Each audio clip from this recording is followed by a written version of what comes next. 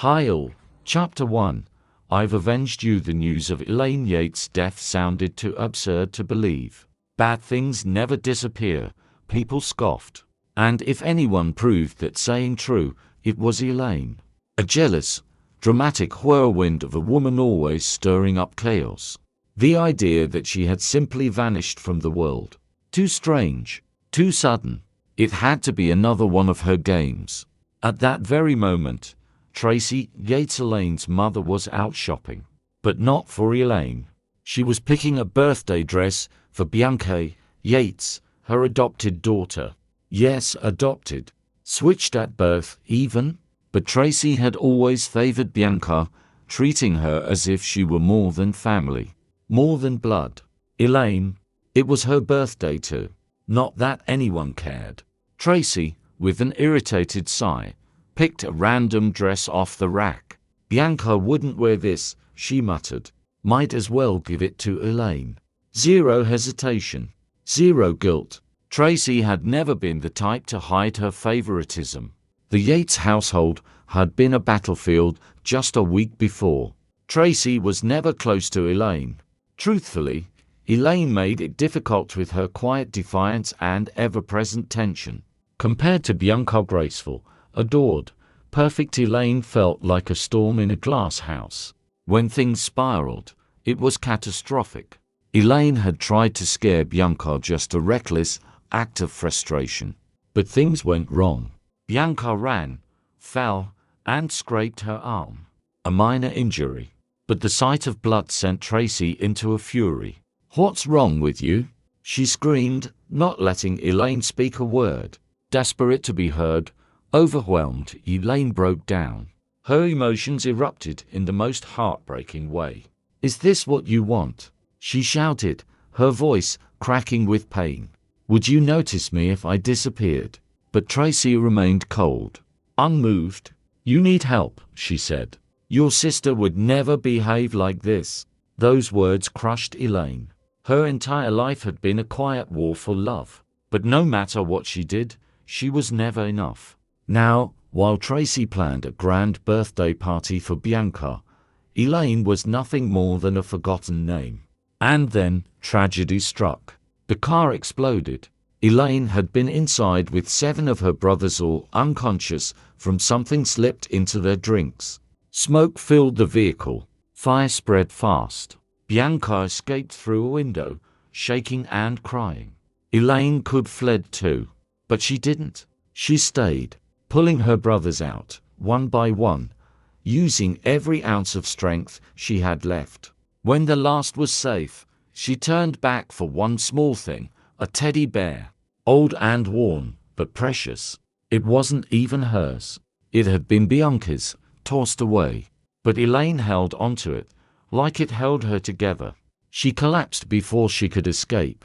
Trapped in the smoke, eyes stinging, body too weak to move. Through the haze, she saw her brothers wake up. She smiled, relieved. But then they ran. Not to her but to Bianca. Bianca cried out.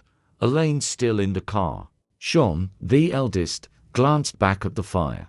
Don't worry about it, he said. She probably ran off. Someone like her wouldn't stay.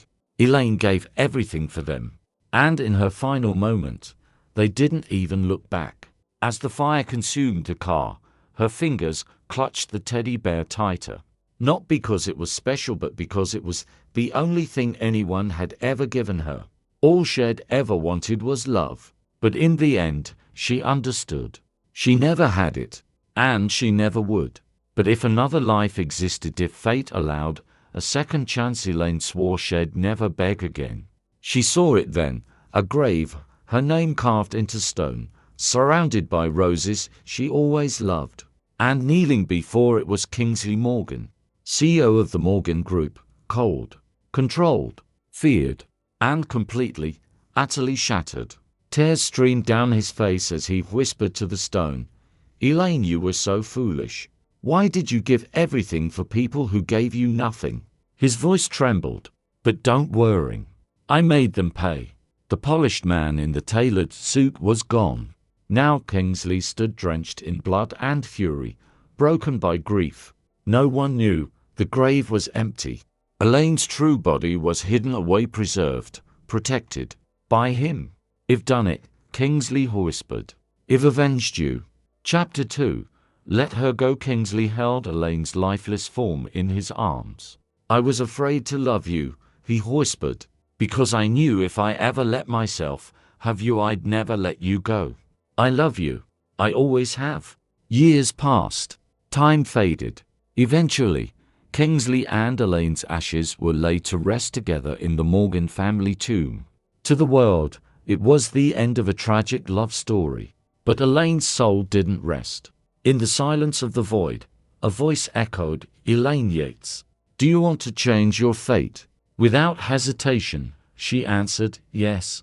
Darkness swallowed her, and then she opened her eyes in a hospital bed, back in her 19-year-old body. The scars were fresh. The room was sterile. Her wrists ached, wrapped in thick bandages. She was back at the beginning, before it all went wrong.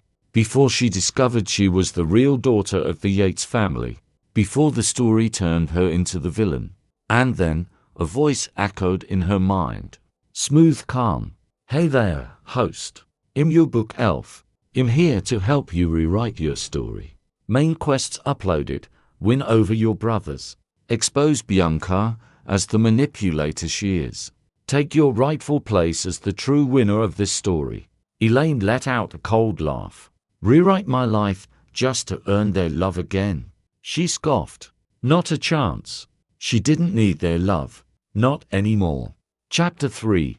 Elaine's transformation. The hospital room door creaked open. In came Sean Yates, her eldest brother. Behind him her parents, Robert and Tracy. Sean's voice was sharp. "Elaine, if you apologize to my sister, we might let you stay here." Elaine met his gaze.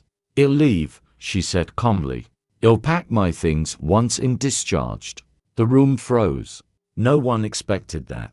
She used to cry, plead, beg them to let her stay. Not anymore. "You're just being difficult," Robert snapped.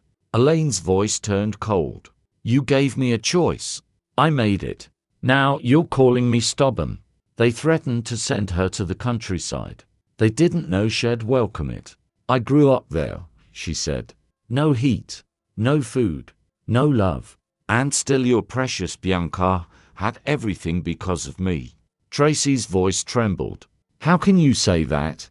Elaine's words were like ice. "Because it's the truth." For the first time, she let it all out. Years of silence. Years of injustice. Of pretending everything was okay. Not anymore. Chapter 4.